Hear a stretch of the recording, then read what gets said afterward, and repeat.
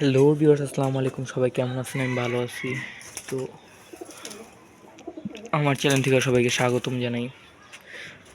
তো কবুতরটা এই যে টাল হয়ে গেছে গা, মাঝে একটা কবুতর তো আছে টাল। কবুতর হলে যে কী চিকিৎসা দিবেন এটা নিয়ে আলোচনা করব। তো বেশি বড় করব না, ভিডিওটা ছোটো করব।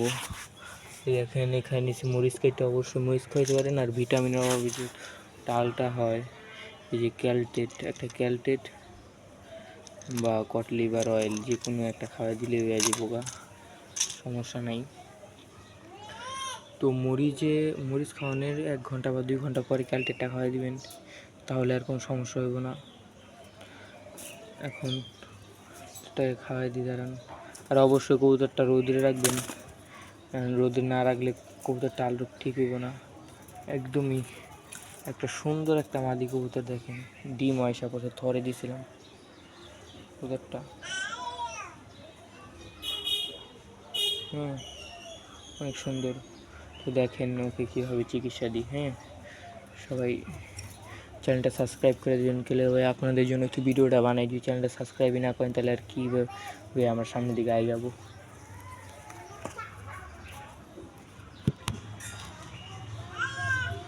তো আমার তো ক্যামেরা ধরার মানুষ নেই, তার জন্য আমি এইভাবে ধুয়ে আলিছি। আপনার তো কত কিছু আছে আমার তো ভাই, আপনার একটু করি না, ওই যে করায় কবুতরটারে সুন্দর মতো দিবেন, খেয়া করবো, খাইব। প্রত্যেকটা মরিচের দানা সুন্দর মতো দিবেন যেন খাইতে পারে। একদম ভিতর দিকে ঢুকাই দিবেন, নাহলে কিন্তু বাইরে ফেলাই দিব। সুন্দর মতো যেন খায়া নেয়।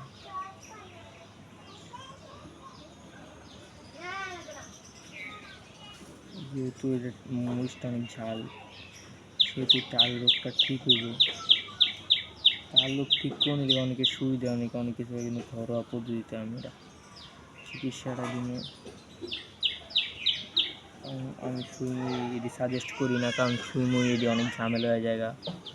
যারা বড় কবুতর পালক তাদের যে জন্য ঠিক আছে। আমি তো ফুল একটা মরিচ খাওয়াই দিব, ফুললি আগে কিন্তু খাওয়াই নিয়েছি, আগে কিন্তু খাবার খাওয়াই নেবেন, নাহলে কিন্তু হবে না। এই যে দেখেন টাল কবুতরটা অসাধারণ কবুতরের চোখে, অসাধারণ, অনেক সুন্দর একটা কবুতর মাশাআল্লাহ। দিলে ফেদার কাইটটা দিছি,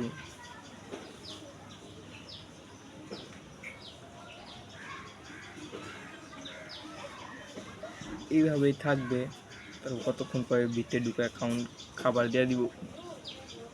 আর কবুতর অধিকাংশ আমি এই যে টাল কবুতর, তো তার জন্য মনে করেন ছায়রা রাখি, কিন্তু ওই যে দেখেন যাইতাছে, সে তো মনে করেন দইরা খায়া লাগবে এমন অবস্থা। তো থুয়া দিয়ে খাঁচা, যেহেতু বিড়াল বাইরে অনেক,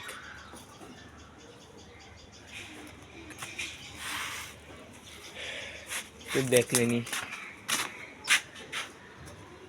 তো কী চিকিৎসা দিলাম।